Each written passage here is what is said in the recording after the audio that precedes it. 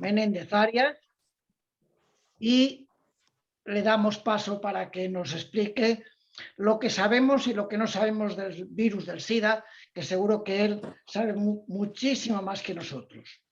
Luis es profesor de investigación del Consejo Superior Buenas tardes a todo el mundo. de Investigaciones Científicas.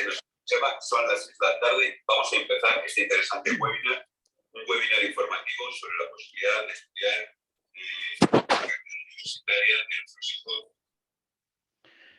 Decía que es profesor de investigación del Consejo Superior de Investigaciones Científicas. Desde marzo del 94 trabaja también en el Centro de Biología Molecular Severo Ochoa, donde dirige un grupo de investigación dedicado al estudio de la replicación en retrovirus y el mecanismo de acción de fármacos antirretrovirales. Luis Menéndez cursó estudios de biología de licenciatura en la Universidad Complutense de Madrid, hizo también el doctorado en esta misma universidad con una tesis sobre la estructura del alérgeno principal de semillas de mostaza. En septiembre de 1990 se va a Estados Unidos, donde está 4 años haciendo estudios postdoctorales en temas de bioquímica. Dice él, allí estudió las propiedades bioquímicas de proteasas del retrovirus y sus implicaciones en la maduración vírica, etc. Ya le he dicho antes que había palabras que eran muy largas y que no las iba a contar todas. No pasa nada. Luego, en el 94, volvió a España incorporándose al grupo de investigación del doctor Esteban Domingo, donde ha trabajado también en el mismo tema. Dirige un laboratorio y en él ha hecho incluso también investigaciones aplicables a la producción de cuestiones bioquímicas. Es coautor de más de 150 artículos de investigación publicados en revistas prestigiosas y también ha sido el encargado de impartir la charla inaugural en una conferencia internacional en la India, que es sin duda también otro mérito importante. Luis nos ha llegado a la UMER a través de nuestro amigo Luis Miguel Hermoso, que nos ha dado también charlas, y como era de compañero y conocedor de la Autónoma, él es el que nos lo propuso y seguro que nos ilustrará y estaremos encantados de que las cosas que nos cuente. Así que, Luis, gracias por estar con nosotros y cuando quieras puedes comenzar. Muy bien, pues muchas gracias. Para mí es un placer estar con todos vosotros esta tarde. Siempre este tipo de charlas son muy reconfortantes y más viniendo de gente tan entusiasta como vosotros y también de un amigo como José Miguel Hermoso, a quien conozco desde poco después de volver de Estados Unidos en el año 94-95, que empecé coincidíamos en el comedor y empecé a comer con ellos desde entonces, y fíjate, llevamos casi 30 años compartiendo comidas de una manera más o menos regular, así que conocidos desde hace mucho tiempo. Bueno, hoy de lo que voy a hablar es sobre el virus del SIDA.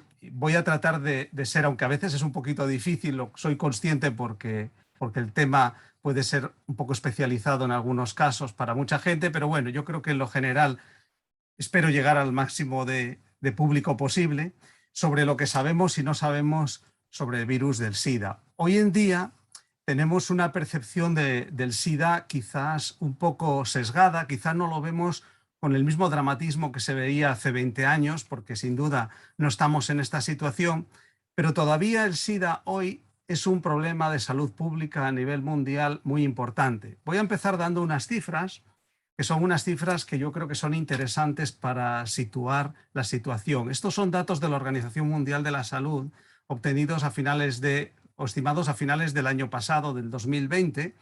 Se cree que aproximadamente hay 37,7 millones de personas infectadas en todo el mundo, infectadas por el virus, De ellas, la gran parte, más del 66%, 2/3 partes, están en el este y sur de África. Y curiosamente, ese mismo año se contabilizaron o se estimaron en torno a 1,5 millones de nuevas infecciones en todo el mundo. Es decir, que el virus todavía está rampando sus anchas y la enfermedad sigue teniendo una prevalencia grande en todo el mundo. Se estima, y bueno, ahora nos asustamos con el coronavirus y demás, que hasta la fecha han muerto alrededor de 40 millones de personas por infección por el VIH, de manera directa e indirecta, pero más de 40 millones de personas. Y creemos que estamos libres de esta enfermedad, pero aunque en España, gracias a Dios, la prevalencia y la gravedad de la infección ha disminuido, hay que tener en cuenta que a pesar de toda la información que se recibe y de que hay un acceso a la terapia antirretroviral bastante grande, en el año pasado se contabilizaron 3.500 nuevas infecciones en todo el país y aproximadamente se cree que tenemos unas 150.000 personas infectadas por el VIH.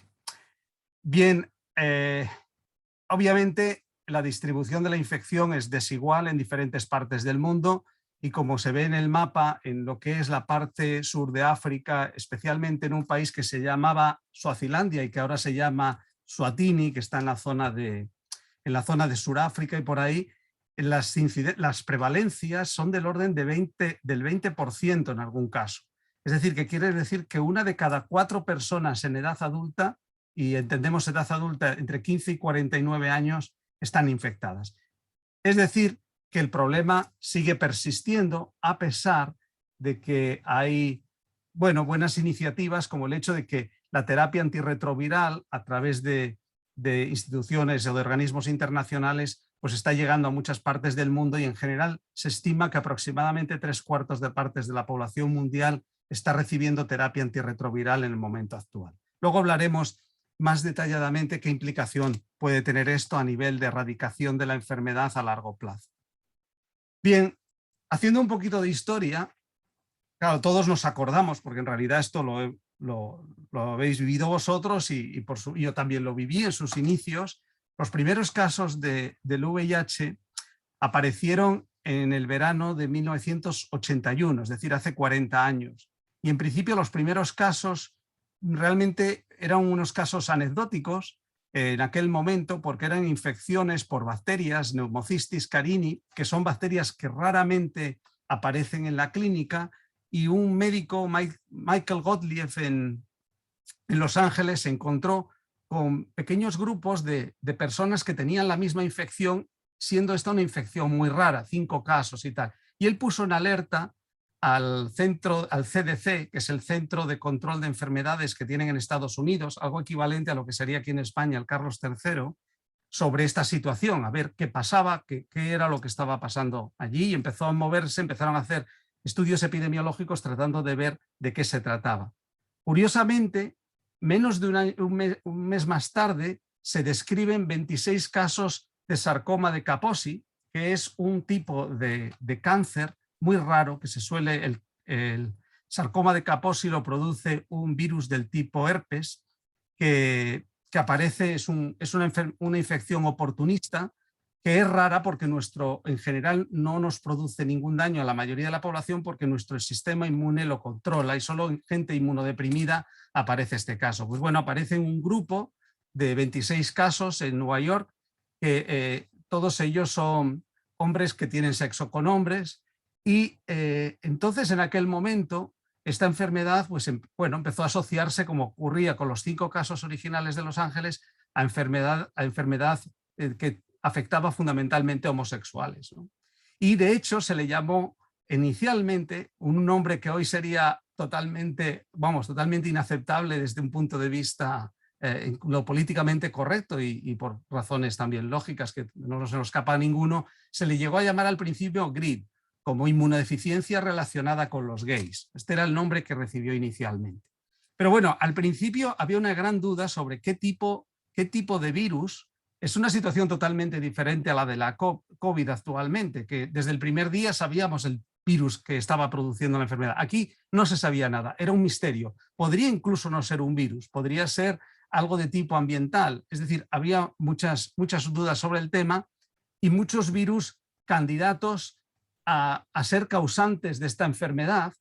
Entre ellos recuerdo, pues os acabo de comentar el caso del sarcoma de Kaposi, que es un herpes virus, pues se habló de que podría ser causado por un cetomegalovirus o un virus de esta naturaleza, pero lo cierto es que se tardó un tiempo en identificar que el causante de la enfermedad era un retrovirus. ¿Y por qué? Bueno, fundamentalmente porque los retrovirus hasta la fecha no eran virus asociados con patologías clínicas en humanos. Los retrovirus eran estudiados de forma sistemática en Estados Unidos y en otras partes del mundo por su potencial relación con cáncer.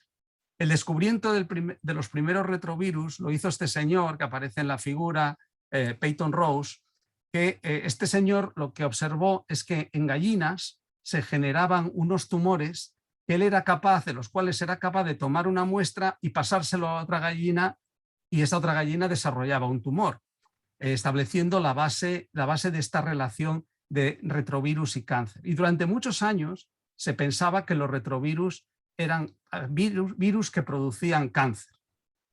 Bueno, perdona Luis, sí. No estamos viendo la diapositiva que tú nos quieres enseñar, estamos viendo la primera, no estás pasando las diapositivas. Pues yo la estoy viendo aquí, perdona.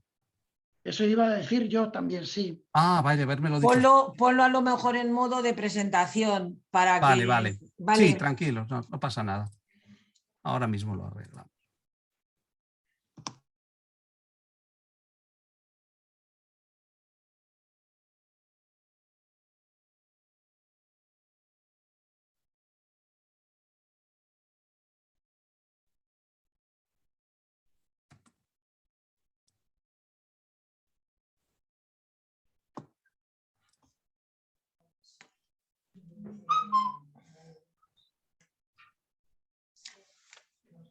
Mira, en la banda de abajo hay un iconito antes del más y menos, el tamaño. Hay un iconito sí. en ese. Ahora no veis, ¿ahora qué es lo que estáis viendo exactamente? Estamos viendo en la segunda diapositiva un mapa con el número estimado. Vale. Si os paso, ¿ahora veis la siguiente? Sí. ¿Veis la siguiente? Sí. Pero no la veis sola, ¿verdad? La veis junto con los laterales como modo presentación. Por eso te digo que la pongas en modo presentación en el iconito. Vale, es que estaba en modo presentación. ¿Ahora la veis? Ahora. Sí. ¿Queréis que empiece desde el principio? No hace falta, yo creo. No hace A mí no falta. me cuesta nada, ¿eh? No hace falta, yo creo, Luis. Vale. Pues bien, entonces estábamos en este momento, ¿no? En este caso tenemos aquí al señor Peyton Rose, que es el que inicialmente comentaba que trasplantaba el virus que causaba el sarcoma en gallinas de unas a otras. Este hombre fue quien descubrió los retrovirus como agentes causantes del sarcoma de Rose, y los retrovirus durante muchos años fueron utilizados en investigación en biología para estudiar el cáncer, porque se pensaba que los retrovirus per se, como consecuencia de la infección vírica, eran causantes de cáncer, y por eso era un modelo muy utilizado en biología. Lo que se ve en el lado derecho, que son diferentes micrografías y son diferentes tipos de retrovirus que se utilizaban como modelo para este fin. Por ejemplo, en el panel C, este es un virus de la leucemia de ratón, que era un virus que se ha utilizado como modelo durante muchos años porque producía efectivamente tumores o leucemias en ratones, y este era el conocimiento que se tenía. En el lado izquierdo aparece, por ejemplo, en el panel B, pues aparecen otro retrovirus, que es un retrovirus que causa tumores mamarios en ratones. Pero hasta ese momento, durante muchos años, en los años 80, apenas llegados a los años 80, todavía no se conocía ningún retrovirus que infectase a humanos. Por otro lado, lo que sí sabíamos, y esto José Miguel nos habrá contado en alguna de sus charlas, existe en biología molecular, con todo el desarrollo que hubo después de la Segunda Guerra Mundial, a partir de los años 50, cuando Watson y Crick propusieron la estructura del ADN, lo que sí se estableció fue el dogma central de la biología molecular. El dogma central de la biología molecular quiere decir que el material genético humano o de los organismos superiores, de los eucariotas que llamamos en biología, está constituido por un ADN de doble cadena que en un momento determinado va a ser convertido en ARN mensajero por todo un conjunto de enzimas y de proteínas implicadas en este proceso, y al final este ARN va a servir de molde para la síntesis de proteínas. Este flujo de información, DNA, RNA, proteína, es lo que nosotros llamamos el dogma central de la biología molecular. Pues bien, los retrovirus tuvieron una particularidad que se identificó en los años 70 aproximadamente, y esta particularidad es que los retrovirus tenían como genoma no ADN como tenemos nosotros, no DNA como tienen los organismos eucariotas, sino que el material genético de los retrovirus es un RNA. Y este RNA, curiosamente, para poder completar el ciclo replicativo del virus, en algún momento se convertía en DNA. Y ese proceso es un proceso que lleva a cabo una proteína, una enzima que está presente en el virus y que llamamos transcriptasa inversa o retrotranscriptasa. Bien, pues los investigadores que descubrieron esta enzima fueron estos dos señores, Howard Temmin y David Baltimore, y esto constituye una de las características básicas de la biología de retrovirus. Esto es lo que sabíamos en el año 70, y en el año 80, un poquito antes de que apareciera el VIH, se descubre el primer retrovirus humano. Y este primer retrovirus humano lo descubre un grupo americano dirigido por el doctor Robert Gallo, y que lo llamamos HTLV porque se llama virus de la leucemia T, de células T de humanos. Por eso se recibe este nombre. Estas personas, estos investigadores, descubren este virus que es un retrovirus, como similar o parecido al retrovirus que causaba cáncer en pollos, pero curiosamente en este caso produce leucemia en humanos. Este retrovirus tiene una curiosidad. Este retrovirus no está en toda la población del mundo disperso de forma habitual. Posiblemente casi nunca habréis oído hablar de este tipo de enfermedad, porque esencialmente es una enfermedad que se da de forma más prevalente en algunas poblaciones, sobre todo en Japón, donde es relativamente abundante, pero esencialmente los daños que produce, las leucemias, las produce en etapas muy tardías del desarrollo, es decir, cuando una gente ya es muy mayor, por lo que desde un punto de vista clínico no tenía mucha incidencia, pero sí tiene el hecho de que es el descubrimiento del primer retrovirus humano. Y cuento esto porque en este contexto es muy interesante todo lo que pasó después. Hay una gran carrera a nivel mundial por identificar el agente causal del SIDA. No se sabe cuál es y obviamente las personas que trabajan con retrovirus pues tratan de ver si es un retrovirus y tienen fe o piensan que los retrovirus tienen esa capacidad de producir inmunodeficiencias y se lanzan a la aventura. Y entre ellos obviamente este señor Robert Gallo, que como digo era quien había descrito el primer virus, el primer retrovirus humano. Sin embargo, esto también es una cuestión de suerte. Pescar o encontrar el retrovirus implica tener, por un lado, pacientes que estén infectados por ese retrovirus y luego ser capaces de tomar muestras biológicas de ese paciente, en este caso sería sangre, y poder crecer el virus en cultivo para eventualmente identificarlo. Todas estas herramientas para crecer el virus en cultivo y para su identificación, en gran medida estaban ya desarrolladas, o al menos para el HTLV, por el laboratorio de Robert Gallo, que era como un laboratorio de referencia para toda la gente que quería hacer esto. Pero la fortuna quiso que Luc Montagnier y más especialmente François Barre-Sinoussi en Francia, en el Instituto Pasteur, tuvieran en sus manos unas muestras de pacientes que efectivamente eran pacientes que estaban infectados por el VIH, lo que hoy conocemos como el VIH, pero que ellos no sabían o no tenían idea de qué tipo de infección podría ser. Pero como no estaban seguros, pues dijeron, vamos a mandárselo al mayor experto de estos retrovirus humanos. Nosotros creemos que es un retrovirus, vamos a mandárselo. Y efectivamente se lo mandaron, pero en un acto que no le honra, desde luego, lo que hicieron en el laboratorio de Bob Gallo fue simplemente mezclarlo, ampliarlo, mezclarlo con muestras de ellos y tratar de crecerlo, como ellos intentaban, en cultivo para obtener más y poder caracterizarlo biológicamente de algún modo. Y la mala suerte que tuvo Luc Montagnier, o la mala suerte o buena suerte, según se mire, del grupo de Gallo, fue que por alguna razón el virus de Luc Montagnier era un virus que crecía con facilidad y que se dejó amplificar en cultivo, cosa que con las muestras que Gallo tenía de Estados Unidos nunca fue capaz.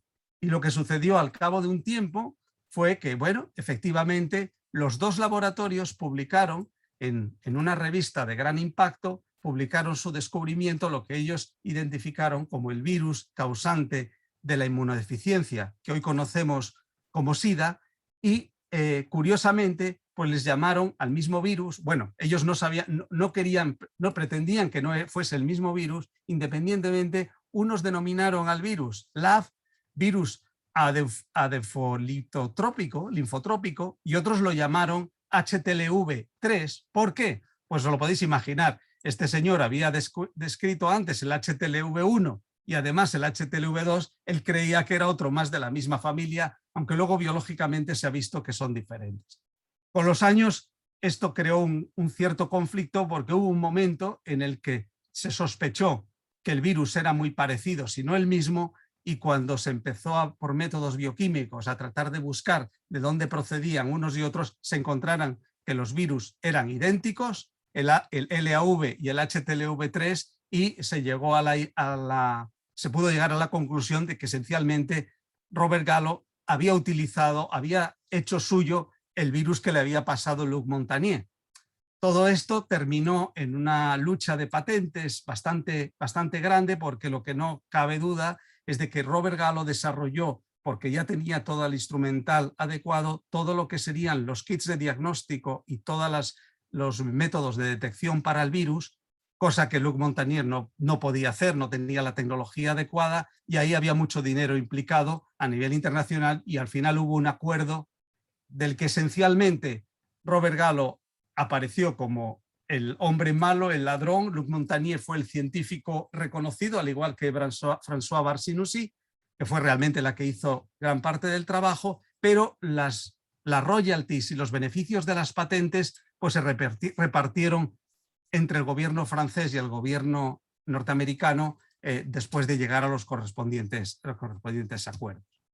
Bien, el VIH lo que hace es infecta linfocitos, los destruye. Esta es una figura que muestra la diferencia de tamaño entre los linfocitos maduros y lo que serían las partículas virales, y esencialmente, como consecuencia de esta destrucción de linfocitos, pues se produce una inmunodepresión en el paciente que hace que sea más susceptible a cualquier infección por un agente externo.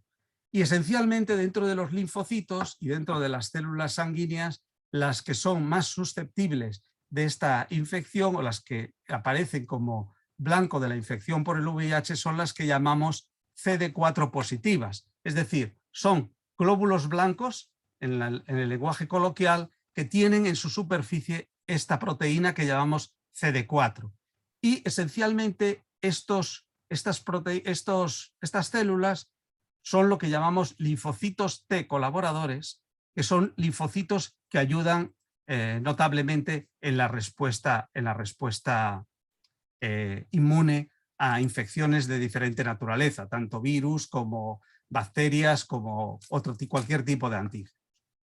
Bueno, muchos años después, aunque es ya hoy realmente con toda la investigación que se ha hecho en el mundo del VIH, sabemos muchísimo de las estructuras de las proteínas que forman parte del virus. Aquí solo muestro el ejemplo de las estructuras más relevantes que se fueron desarrollando y conociendo, y de las que ya son conocidas hace 30 años prácticamente todas, aunque en algunos casos el conocimiento es incompleto, pero lo cierto es que se ha progresado mucho tanto en conocer la estructura del virus como en su biología. Esencialmente el virus del SIDA, el VIH, es un virus que, como veis, tiene una estructura redondeada, tiene una serie de proteínas en la cubierta que son las que van a servir para relacionarse e interaccionar con la célula hospedadora, la célula que van a infectar. Es algo parecido, este sería el equivalente a la que llaman en la televisión cuando hablan la proteína S o la spike del coronavirus, que seguramente habéis oído hablar y contra la que van las vacunas que se han desarrollado.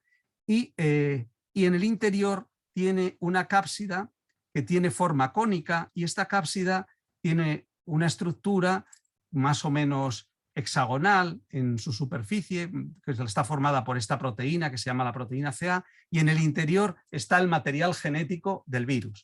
Y el material genético del virus, vuelvo a decir, que está constituido por dos moléculas de RNA. Esto es inusual porque en los materiales genéticos el nuestro, por ejemplo, es una doble cadena de DNA. Pero esto es una característica interesante de este tipo de virus. Entiendo que seguís viendo todo, ¿verdad?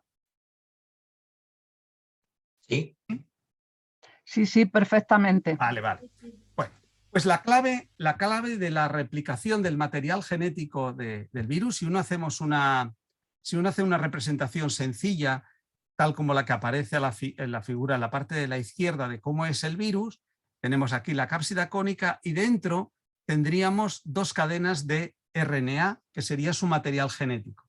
Pues bueno, como he dicho anteriormente, este material genético, para poder multiplicarse, tiene que pasar a constituir una doble cadena de DNA por un proceso bioquímico más o menos complejo, no quiero entrar en grandes detalles, y este proceso se denomina retrotranscripción y es uno de los elementos clave de todo el proceso replicativo del virus. Esto va a ser importante para luego lo que voy a hablaros de tratamiento antirretroviral. Y luego otra característica muy interesante de los retrovirus es que los retrovirus tienen además una proteína que se llama integrasa. Y esta proteína integrasa lo que va a hacer es que una vez que el material durante la retrotranscripción se ha generado un ADN que llamamos ADN bicatenario, es decir, a partir del genoma del virus se va a generar un ADN bicatenario, en un proceso posterior este ADN bicatenario, por acción de la integrasa, va a integrarse, una vez que infecta las células, en el ADN de nuestras propias células. Y esto es muy importante porque el hecho de que se integre en nuestras propias células hace que una vez que estemos infectados no podamos deshacernos de él fácilmente, ¿vale? Entra en nosotros, en nuestro material genético. Y eso es un problema clave cuando luego veamos los temas relacionados con maduración. Bien, si uno dibujase el ciclo replicativo del virus, haciendo un proceso que químicamente es muy complejo, pero que podemos simplificar de esta manera, este virus lo que va a hacer inicialmente es unirse a receptores y correceptores específicos. Hablamos antes de CD4, por ejemplo.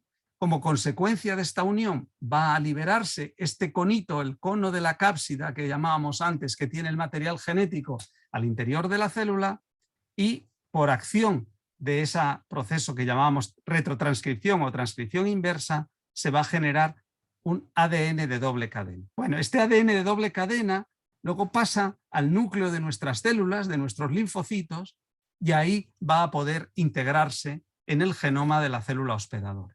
Y más adelante lo que ocurrirá es que este genoma pues da lugar, como pasa en nuestras células en situaciones normales, pero el virus ya está ahí integrado, va a generar RNAs que llevan la estructura de las proteínas del virus codificada en ellos y se van a generar las proteínas del virus, primero en una forma inmadura, que van a ensamblarse en la superficie de la célula, en lo que es la membrana celular, para dar lugar primero a una partícula que sería una partícula inmadura, porque estas proteínas se generan como precursores de más tamaño y posteriormente esta proteína inmadura va a madurar porque estas estructuras interiores van a ser van a cortarse de forma adecuada para dar lugar al virus maduro.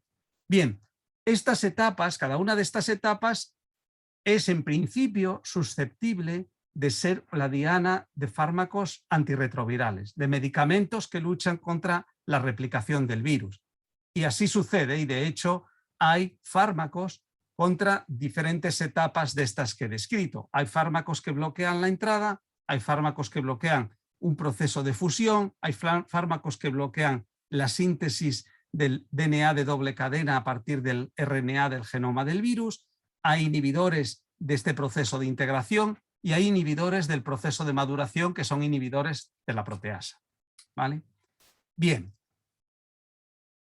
Empezando con la primera etapa y los inhibidores más utilizados actualmente, los fármacos que más se utilizan actualmente para tratar de forma eficaz la infección por el VIH son inhibidores de la retrotranscripción. Son inhibidores de esta etapa que convierte el ARN del genoma del virus en ADN bicatenario, que es lo que llamamos provirus, ¿vale? Que es el que luego se integraría en la célula.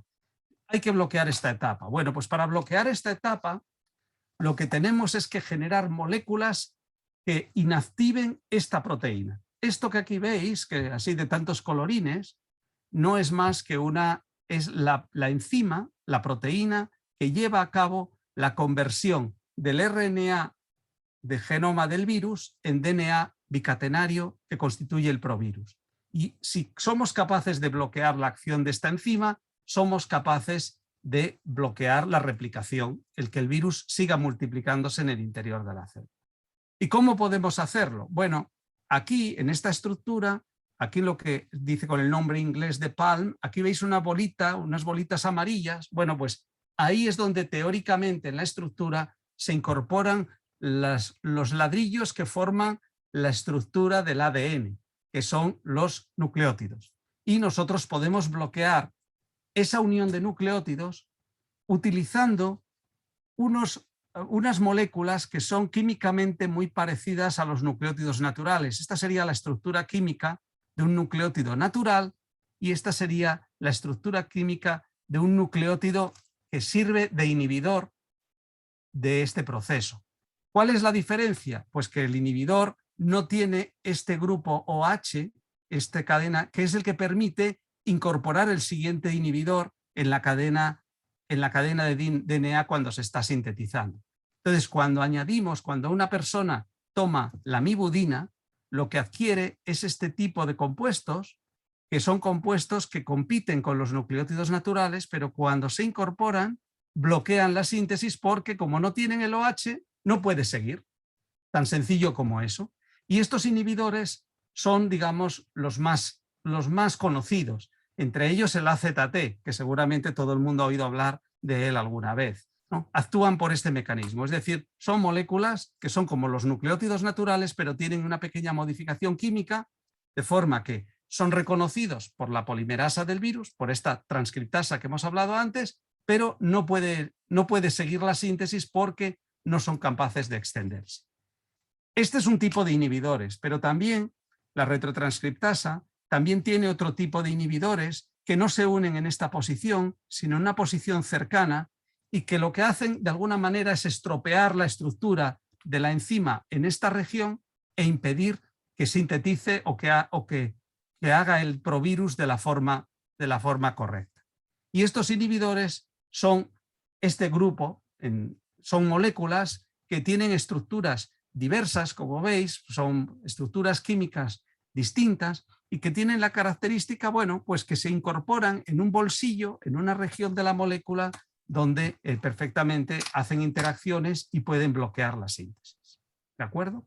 Bueno, pues todos estos inhibidores se han ido optimizando a lo largo de los años y constituyen el grueso del tratamiento antirretroviral frente al VIH.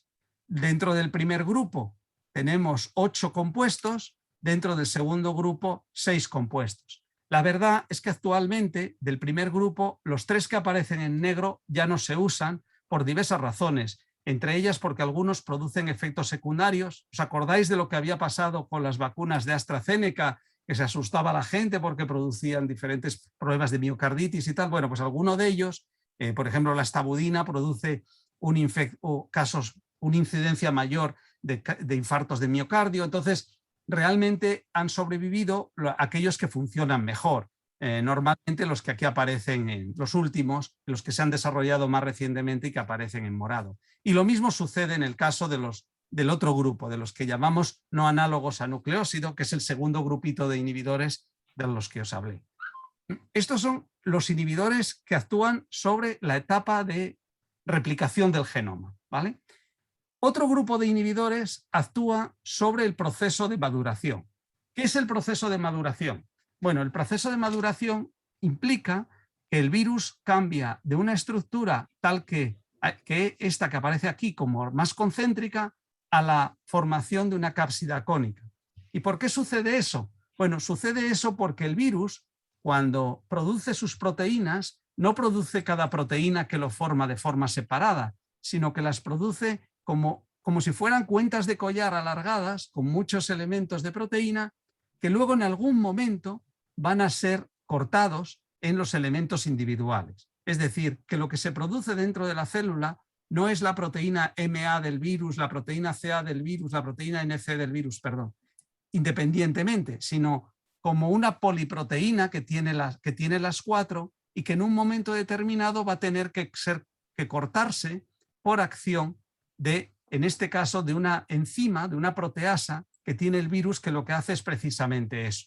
La proteasa del VIH es una enzima que corta estos precursores y lo que hace es convertir el virus concéntrico que veis aquí, inmaduro, en un virus maduro.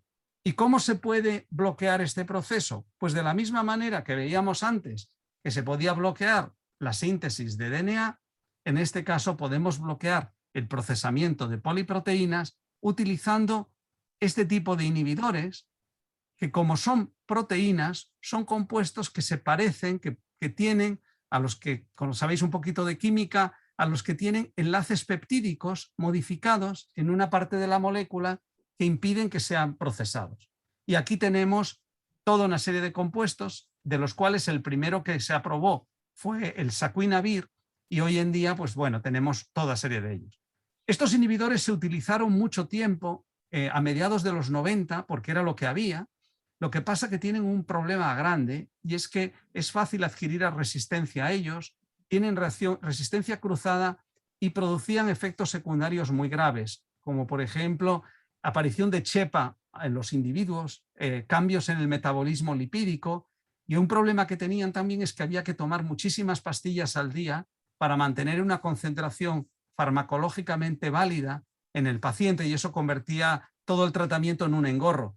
Luego lo comentaré un poquito más despacio, pero en los años 90, mediados de los 90, cuando aparecieron estos fármacos, la gente tomaba del orden de 24 pastillas al día para mantener el tratamiento, cosa que muchas veces causaba problemas de falta de adherencia, de que la gente no tomaba los tratamientos como es debido, ¿no?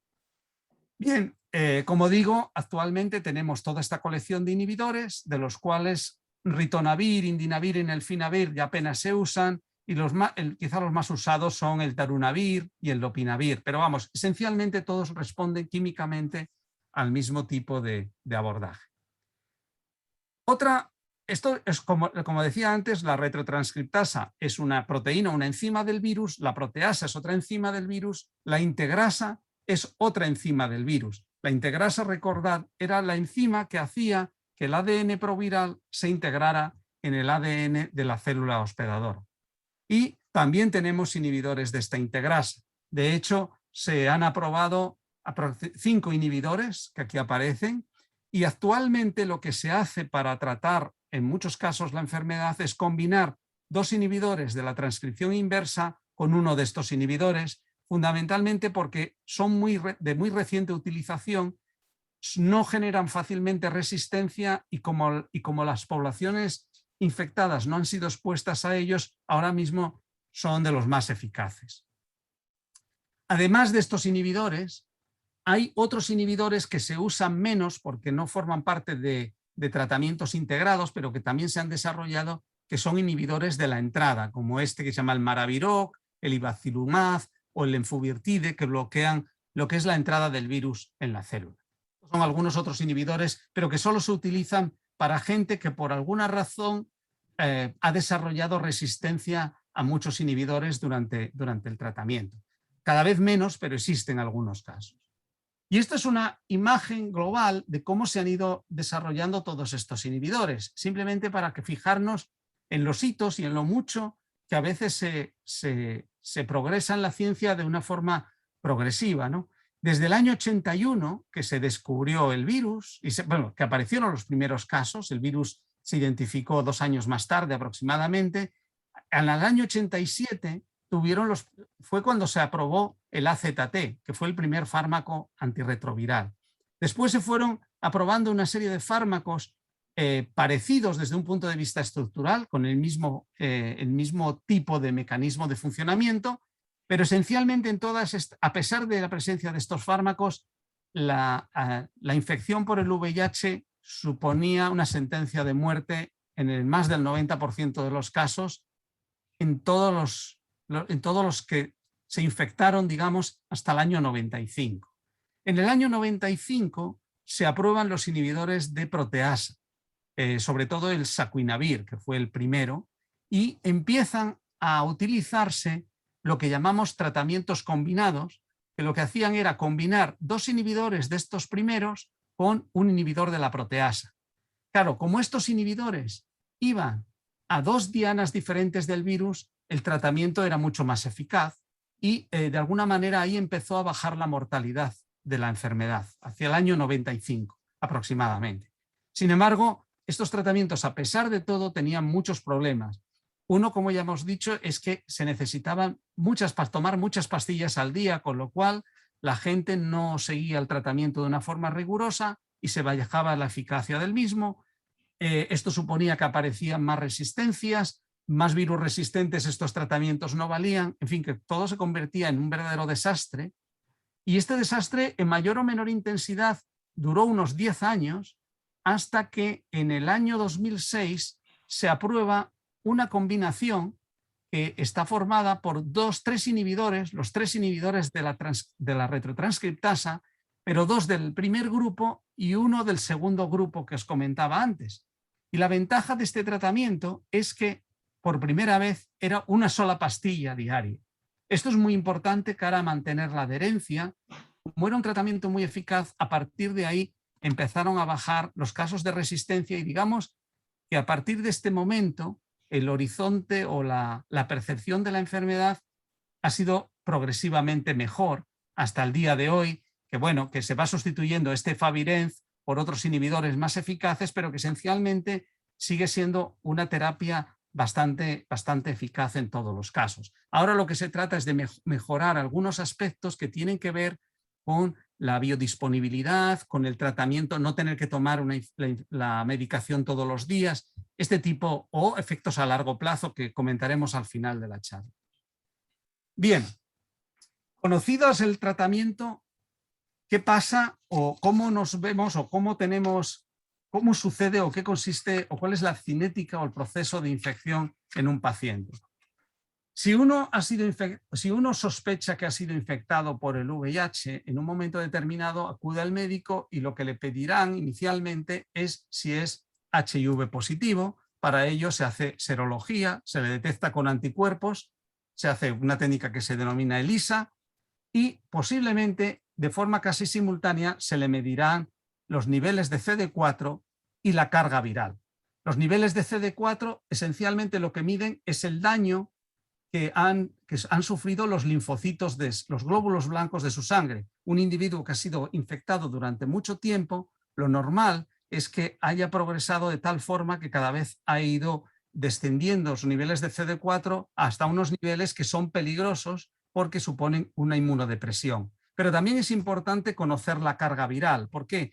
Porque la carga viral esencialmente nos dice, esto lo que hace es medir cuánto RNA del virus hay en la sangre, es decir, cuánto virus circulante tenemos en la sangre.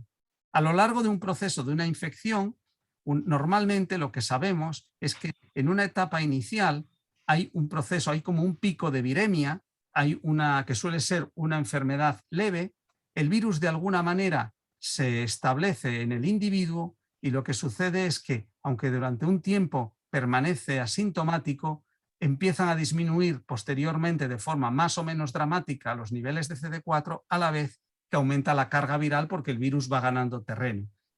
Estos procesos pueden ser muy rápidos o muy lentos, pueden durar pues 15 años, 20 años o pueden ser 3, 4 años. Esto varía, depende de las personas y hay personas que controlan la infección de forma natural mejor unas que otras. Pero en cualquier caso, este es el proceso general en casi todos los pacientes que inexorablemente, si no es tratado, lleva al fallecimiento de las personas. Para el tratamiento es interesante conocer en un momento determinado qué genotipo, qué tipo de virus ha sido el que te ha infectado, cuál es el virus circulante, más que nada porque puede ser una cepa que tenga alguna mutación de resistencia y puede ser necesario hacer un ajuste en el tratamiento. Cada vez esto es menos frecuente porque normalmente las cepas circulantes en muchas poblaciones suelen ser lo que llamamos silvestres y estas no tienen mutaciones, con lo cual la terapia recomendada por las autoridades sanitarias de inicio suele ser la que se aplica desde el minuto 1. Y estas terapias algunas son normalmente terapias como las que aquí os muestro. Suelen ser 2 inhibidores de la retrotranscriptasa de los principales combinado con un inhibidor de la integrasa o algún inhibidor de los no análogos a nucleósido. Y estas terapias ya hace 10 años tenían eficacias superiores al 80%. Hoy la eficacia es superior al 90%, con lo cual son eficacias muy buenas y por eso nosotros pensamos que quizá percibimos que la infección por el VIH es una infección, digamos, o es una enfermedad casi superada. Sin embargo, hay que decir que la infección por el VIH no se cura y esto es muy importante.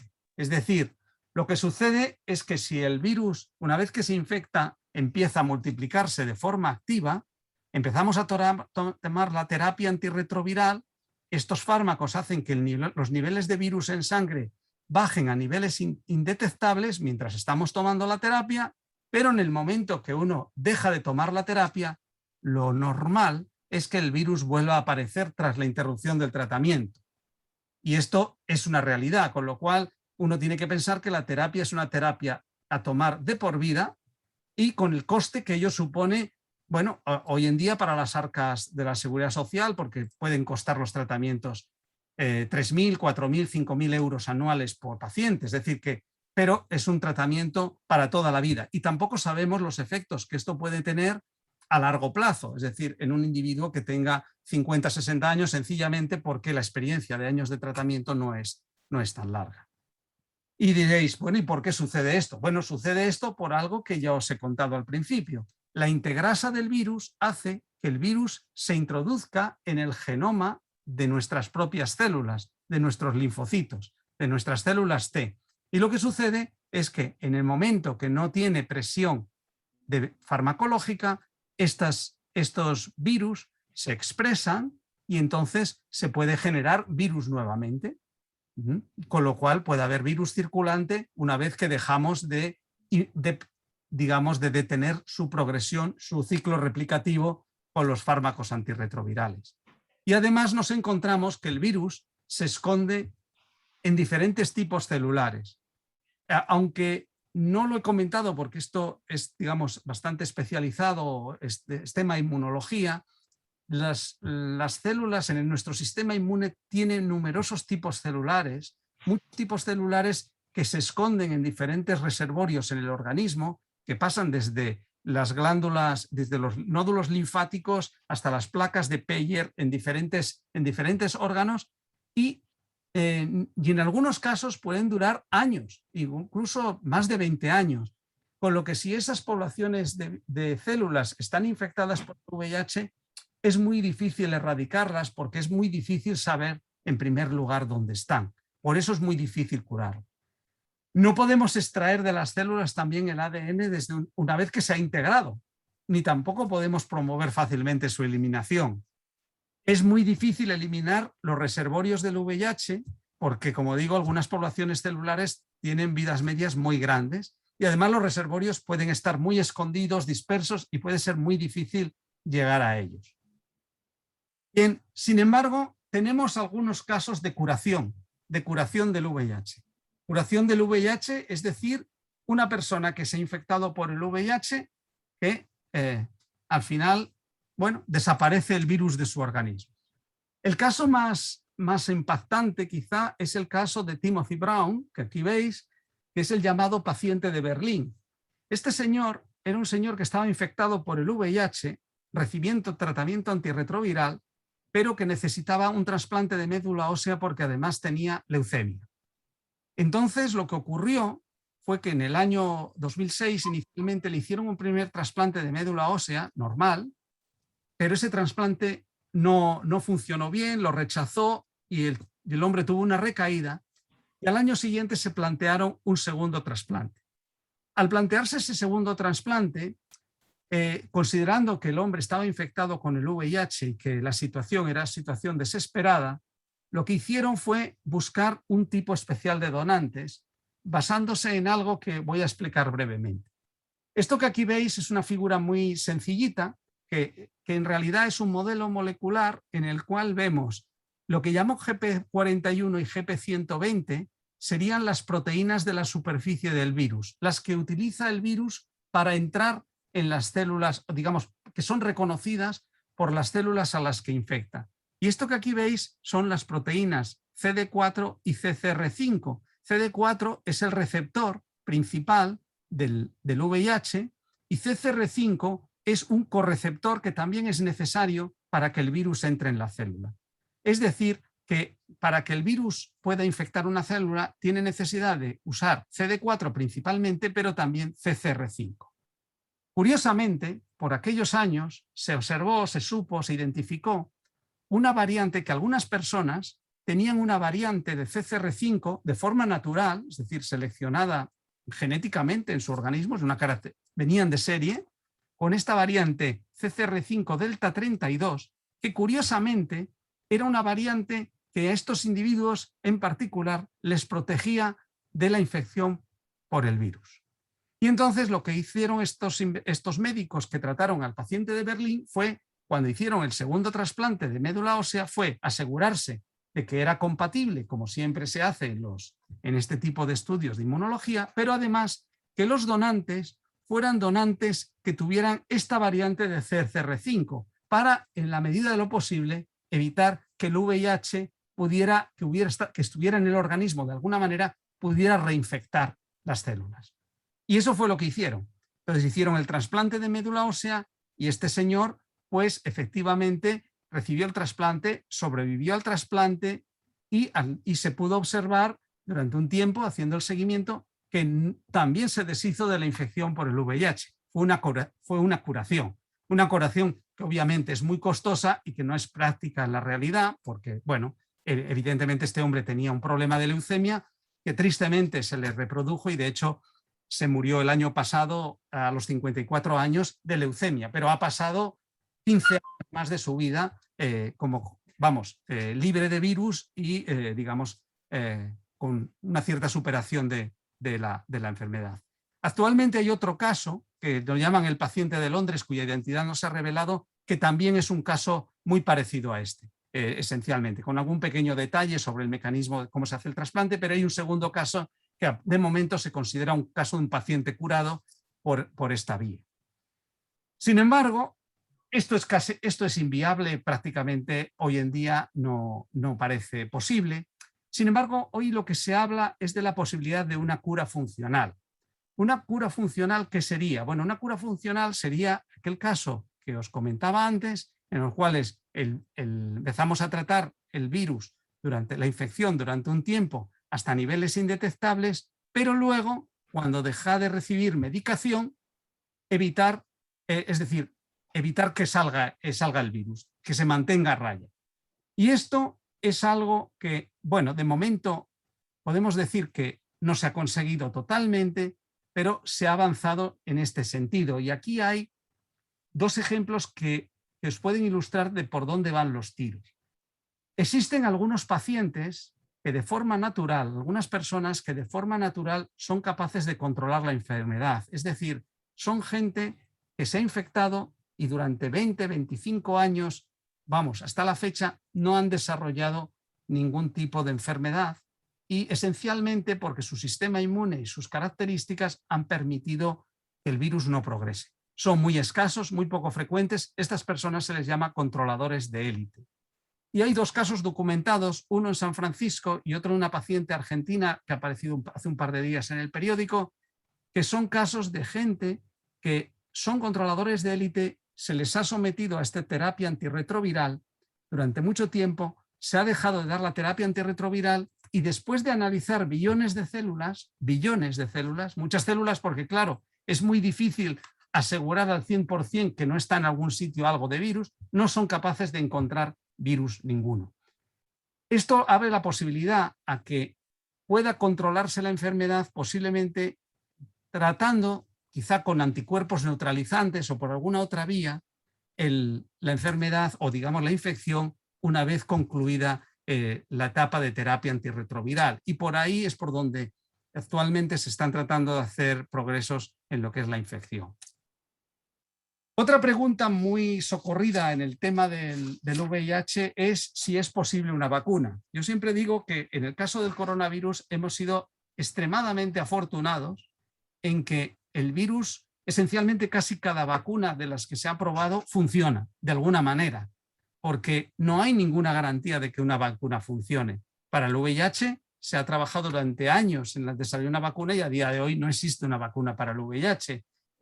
Son los tratamientos los que han tomado la delantera. Para el caso de la hepatitis C ha pasado lo mismo, no existe una vacuna para hepatitis C. Han sido los tratamientos los que esencialmente en este caso sí, en el caso de la hepatitis C, han permitido la curación. Pero la pregunta está todavía ahí porque evidentemente es una pregunta importante. En el caso del VIH existen varios problemas que hacen difícil el que se genere una vacuna. Uno muy importante es que el VIH tiene una enorme variabilidad genética.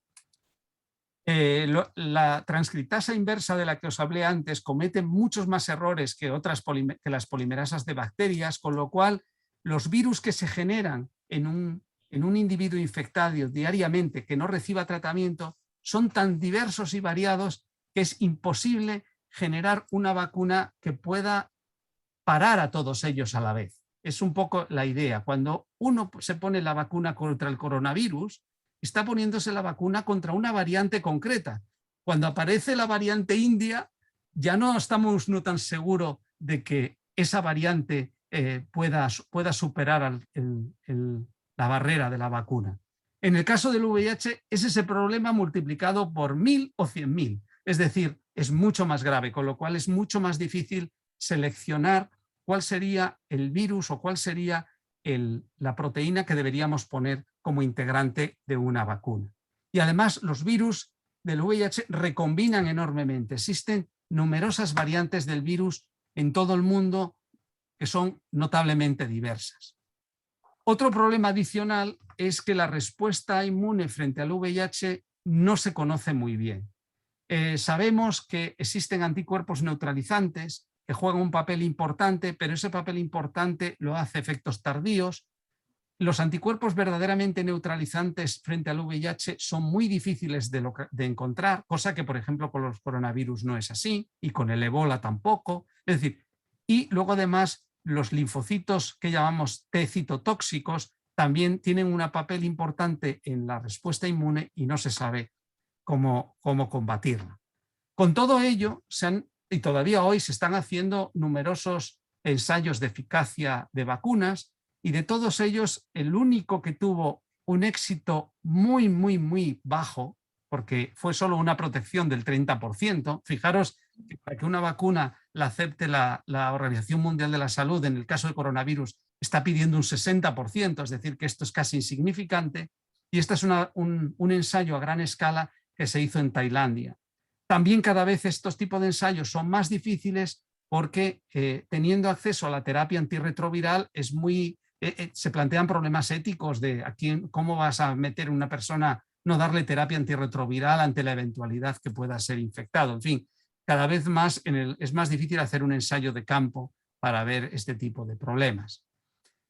La Organización Mundial de la Salud se ha planteado una estrategia de salud pública para erradicar el VIH que es que sigue modelos matemáticos. Según estos modelos matemáticos, quiere decir que si en una comunidad, pongamos en un país, en España, somos capaces de reconocer al 90% de todos los que están infectados en una población, de ese 90%, el 90% recibe tratamiento antirretroviral. Y de ese 90% que recibe tratamiento antirretroviral, el 90% conseguimos carga viral indetectable, es decir, que el tratamiento antirretroviral funciona. Los estudios epidemiológicos dicen que la infección reduciría y eventualmente desaparecería. Esto suena muy bonito sobre el papel, pero realmente es muy complicado. Es muy complicado porque quizá la última parte, lo de que funcione el tratamiento antirretroviral, sí es factible, pero es muy difícil, incluso para un país como España, asegurarse que el 90% de las personas que están infectadas lo saben.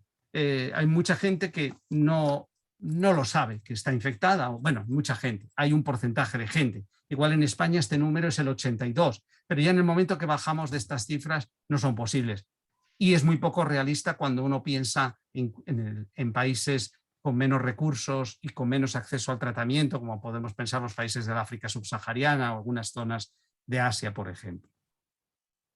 Otro problema que surge a largo plazo es qué pasa si tendríamos problemas con los fármacos antirretrovirales, si a largo plazo tendríamos problemas con ellos. Uno de los problemas es algo que ya os he dejado entrever a lo largo de la charla, que es el desarrollo de resistencia en pacientes infectados. En la medida que se toma más tratamiento y que son más personas las que están tratadas, existe una mayor posibilidad de que esos tratamientos no sean suficientemente óptimos y que se seleccionen virus resistentes. Si esos virus resistentes aumentan en su prevalencia y nos infectamos con virus resistentes, obviamente nuestros tratamientos actuales pueden dejar de funcionar, con lo cual necesitamos nuevos fármacos. La verdad es que en los países desarrollados, en Europa, en Estados Unidos, la tendencia es a la disminución de la prevalencia de mutaciones de resistencia, pero en el África subsahariana los datos parecen indicar lo contrario, aunque los incrementos son débiles. La espada de Damocles, de cualquier forma, siempre está ahí. Y en este sentido, ¿cuáles son las estrategias que tenemos que plantear? Bueno, necesitamos nuevos fármacos potentes y eficaces, idealmente que vayan contra dianas terapéuticas distintas de las que tenemos. También tenemos que considerar el hecho de que muchos pacientes se infectan jóvenes y que, bueno, es muy posible con un tratamiento crónico, de una enfermedad crónica, pensar en 40, 50, 60 años de tratamiento, con lo cual aquí a la larga tenemos que pensar que también los propios fármacos, que al fin y al cabo son químicos, pueden tener un efecto de toxicidad y en este sentido hay algunos de los fármacos que se usan en el tratamiento tienen una cierta toxicidad renal y ósea y hay esfuerzos para conseguir que se puedan administrar dosis reducidas de dichos fármacos o regímenes de menos fármacos. También interesa que sea un tratamiento conveniente, es decir, reducir el número de dosis y el número de pastillas, y actualmente se está tratando de buscar, digamos, chips implantables en los cuales, por ejemplo, pues se pueda poner un pequeño chip que vaya liberando el fármaco poco a poco y que puedan estar incluso un año tratando. Hay estudios clínicos que están bastante avanzados y eso posiblemente lo veamos de aquí a pocos meses o quizá un par de años como mucho. Y luego hay otro aspecto importante y es el acceso y el coste. Todos estos tratamientos, cuanto más sofisticados y nuevos son, más caros son y si vamos acumulando el número de enfermos que están infectados, efectivamente los costes sanitarios lógicamente aumentan y esto en países desarrollados quizá no suponga un gran problema, un problema tan grave, pero en países menos desarrollados puede suponer el que mucha gente no va a tener acceso al tratamiento antirretroviral. En cualquier caso, lo que nos deparará el futuro no lo sabemos. Sabemos que, digamos, en la evolución uno cabe pensar que tendremos menos fármacos, pero más eficaces. Probablemente estas terapias de liberación lenta podrán implantarse de aquí a unos años, pero como siempre el futuro es algo abierto y que no sabemos. Bueno, solo quiero, como siempre, agradecer a la gente que ha colaborado conmigo a lo largo de estos años. Esta es una pequeña muestra de estudiantes recientes y miembros del laboratorio que han trabajado conmigo, así como varios grupos nacionales y extranjeros con los que hemos colaborado, y daros las gracias a todos por la atención. Imagino que ahora tendremos tiempo para responder cuestiones. Espero que, salvo el problema inicial, pues todo haya fluido normalmente. Muchas gracias. Sí. Muchas gracias, Luis. Ha sido súper interesante. Me alegro de que os haya gustado. Estoy tratando.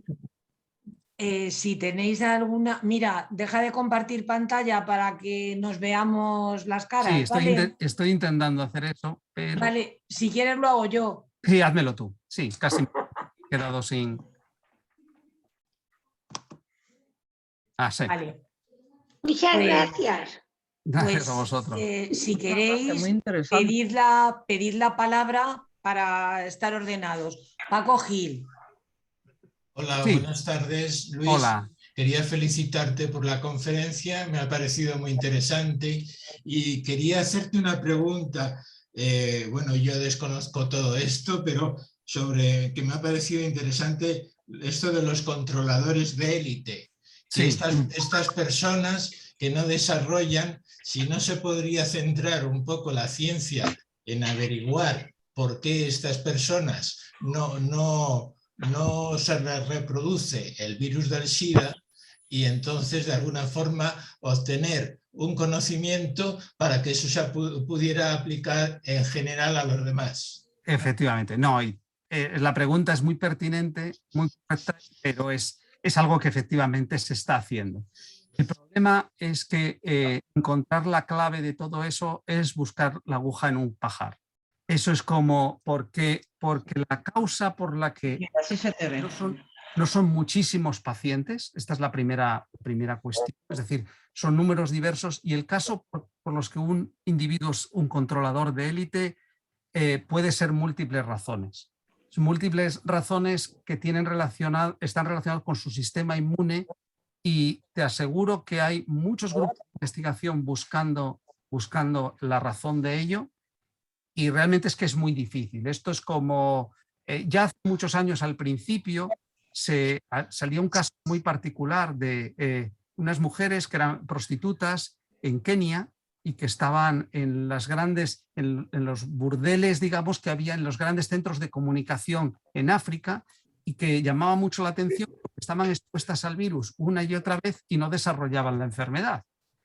Este era un caso diferente, pero que también eran controladoras en algún momento de la infección, pero bueno, a partir de esos estudios, pues sí se pudo conocer algún caso. Por ejemplo, este que os comentaba del el fallo o la mutación en el receptor del virus que tienen algunas personas. Ese es un ejemplo, pero ese es un ejemplo que explica un número de casos, pero hay otro número de casos que puede ser por algún tipo de condicionante inmunológico que nadie conoce con exactitud.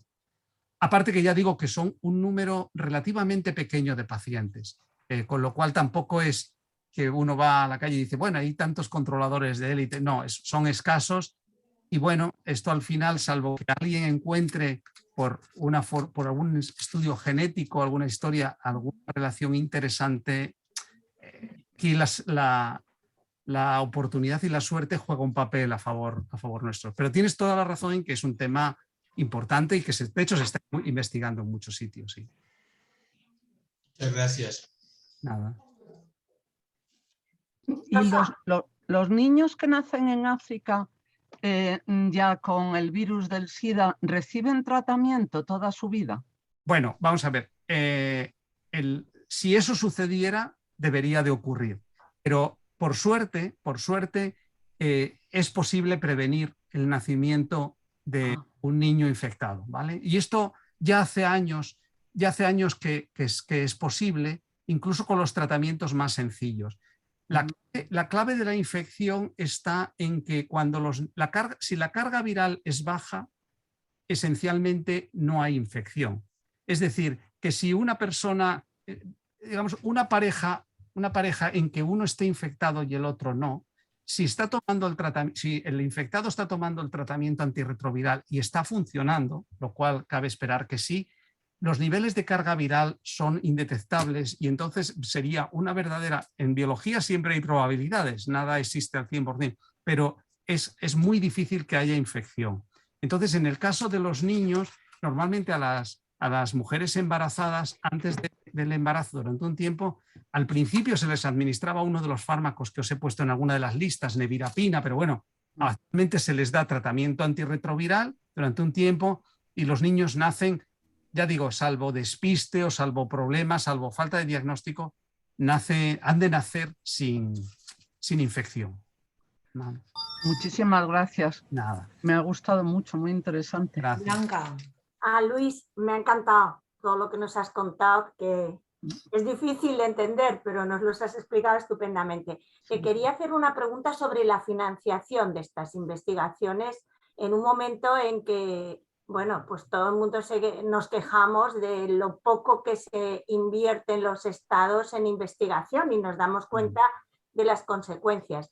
Estas investigaciones fundamentalmente proceden de centros públicos como el CBM o universidades, o son las grandes farmacéuticas las que realmente respaldan todas estas investigaciones con sus fondos. Vale.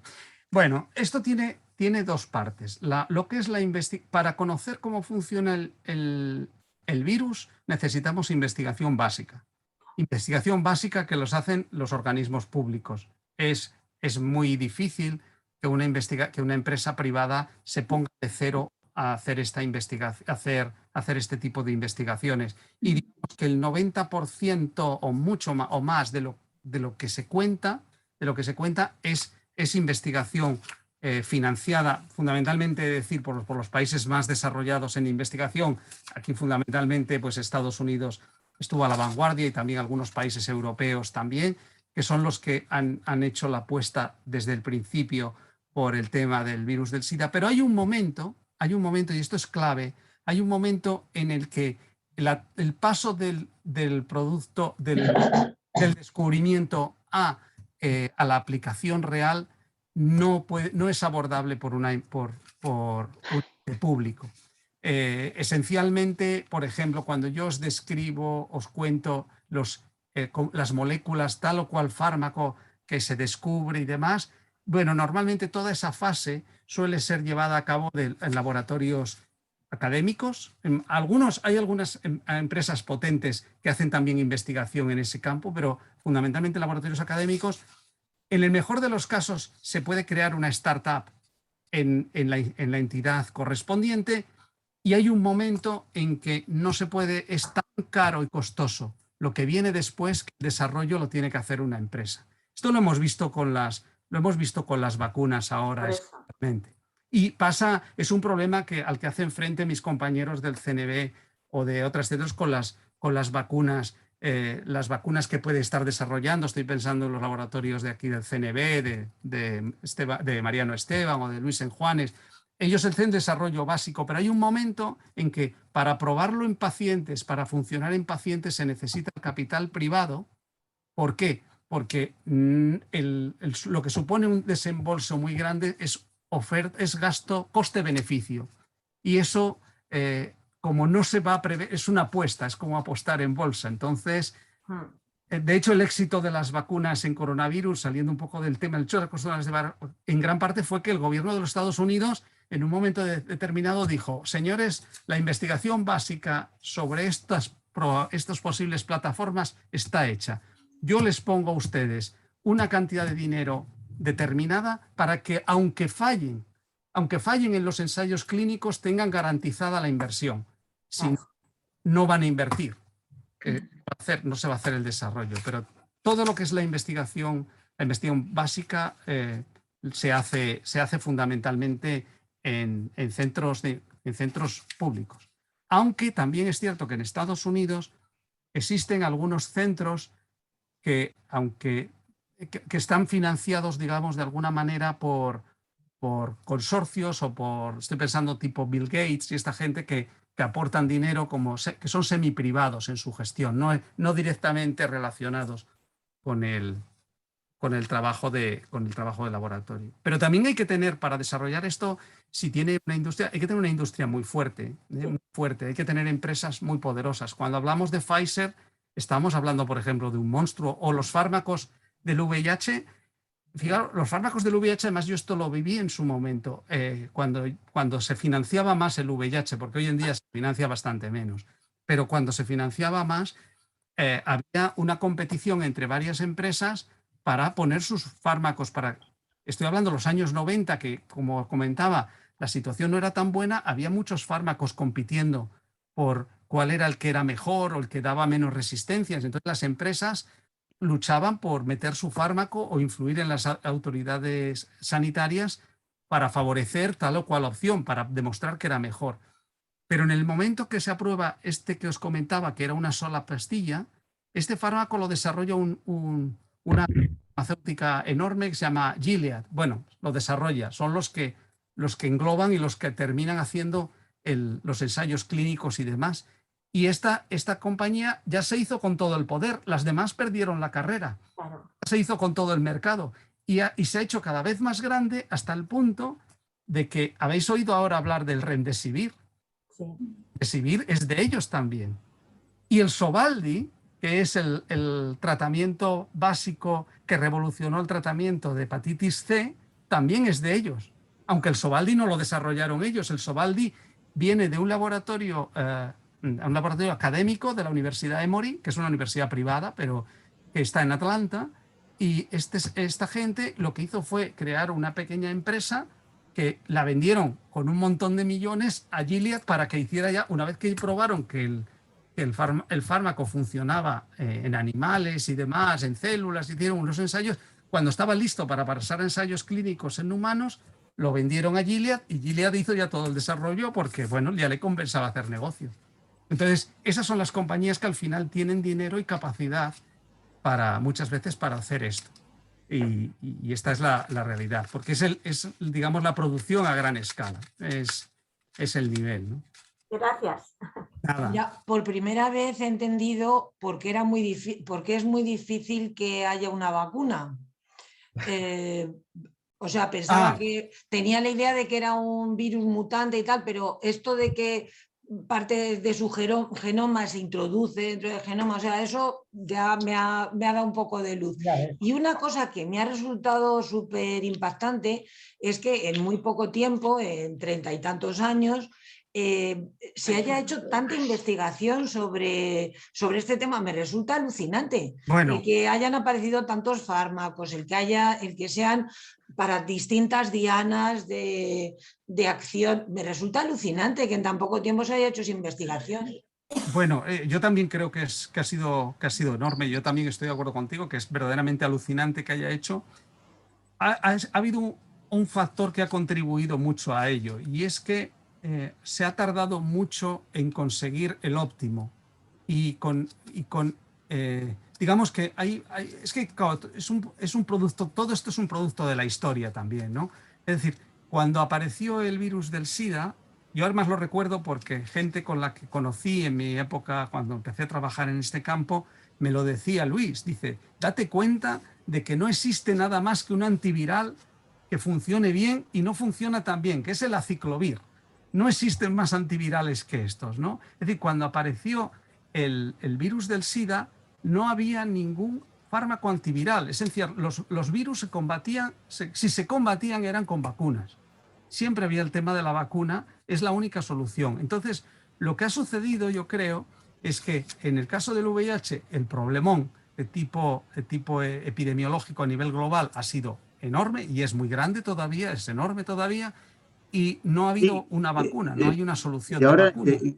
Está todavía parte de la conferencia. Pero, ¿Perdón? ¿Qué es esto? Sí, yo no lo...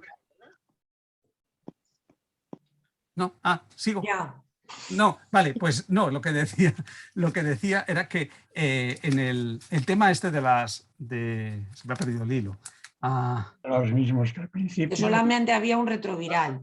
O sea, solamente exactamente, no, un antiviral, es decir, y bueno, entonces empiezan a funcionar eso. Entonces, en la medida que, digamos, van pasando los años, los antivirales que se van desarrollando son malos, no son eficaces, no tenemos un tratamiento bueno y encima no hay vacunas. Claro, digamos, estamos en una situación donde hemos tardado muchos años en encontrar una respuesta inmediata. Por ejemplo, por poner la comparación, en el caso del coronavirus, de acuerdo, por ejemplo, los antivirales empiezan a venir ahora, pero la vacuna ha funcionado casi desde el principio. Entonces, probablemente, si la vacuna te da una solución, deja de haber dinero. Es decir, pues el problema se da por resuelto, porque ya no es un problema grave hasta que venga la siguiente cuestión. En el caso de la hepatitis C también ha sido un problema que ha estado durante muchos años totalmente fuera de control, pero quizá, por ejemplo, en el caso de la hepatitis C, la solución ha venido muy rápida. De hecho, hoy en día es muy difícil conseguir financiación para mejorar los tratamientos contra hepatitis C porque son muy buenos ya de facto, pero esos tratamientos se han desarrollado gracias a que se ha aprendido mucho de la propia experiencia con el VIH, y no solo en el campo de la biología, sino en el campo de la química, de generar nuevos fármacos más diversos. En fin, toda esta temática ha ido muy bien, ha ido variando mucho, pero de hecho yo creo que ahora en el caso del VIH, a pesar de que existen todavía desafíos importantes, ya el nivel ya es más bajo, porque ya la percepción es que no mata como antes, es decir, que ya tienes instrumental frente a él, ¿no? Y esto, bueno, irá cambiando, ¿no? Normalmente se va donde hay dinero, y si el problema persiste, somos muchos en la humanidad para tratar de resolverlo, ¿no? Sí, Luis, yo quería preguntarte, bueno, primero agradecerte tu conferencia, que ha sido estupenda y que a pesar de las dificultades técnicas, yo creo que nos hemos enterado de muchas cosas. Si los retrovirales se llevan ya utilizando tantos años y además en una población bastante abundante, ¿por qué son tan caros todavía? Bueno, vamos a ver. Los hay más caros unos que otros, ¿vale? En realidad son, digamos, que los más antiguos, conforme los más nuevos son caros y los más antiguos son menos caros. De forma que quizá lo que sucederá con el tiempo es que el tratamiento óptimo del año 2006 será un tratamiento que será relativamente asequible, pero en los países más avanzados o en los países que tienen más poder adquisitivo probablemente estén por utilizar tratamientos un poco más caros. Es cierto que son caros, pero también he de decir que se han abaratado comparativamente bastante. Es decir, que yo creo que hace 10 años costaban del orden de 6.000, 7.000 euros por persona y año el tratamiento, y ahora pues creo que han bajado a 3.000 y pico. Es decir, esto se va abaratando. Ya sabes que los precios de los medicamentos también es una cosa un poquito sui generis, porque se negocian con las compañías farmacéuticas y dependen de los países. Es muy curioso, por ejemplo, el Sovaldi, por ejemplo, que frente a hepatitis C, en España cuesta la mitad que en Alemania, pero cuesta mucho más que en Egipto. Y entonces incluso hay gente que podría plantearse, esto pasa en la India, ¿no? Vacaciones terapéuticas para tener el tratamiento en otro sitio más barato, ¿no? Es decir, bueno, pero estos son aspectos casi de negociación con las farmacéuticas, sí.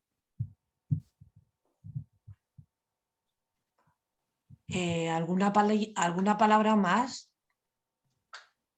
Pues si os parece, nos abrimos los micrófonos y damos el aplauso a Luis, que se merece. Claro que Muchas sí. gracias a vosotros. Muchas gracias. Ha sido un placer y lamento que al principio haya habido ese problema, porque no era consciente, y la verdad es que se podía haber resuelto fácilmente. Cuando cuando estemos presenciales, Luis, ya te volveremos a contactar. Seguro, ya sabéis que puedo contar de esta historia a cualquier otra.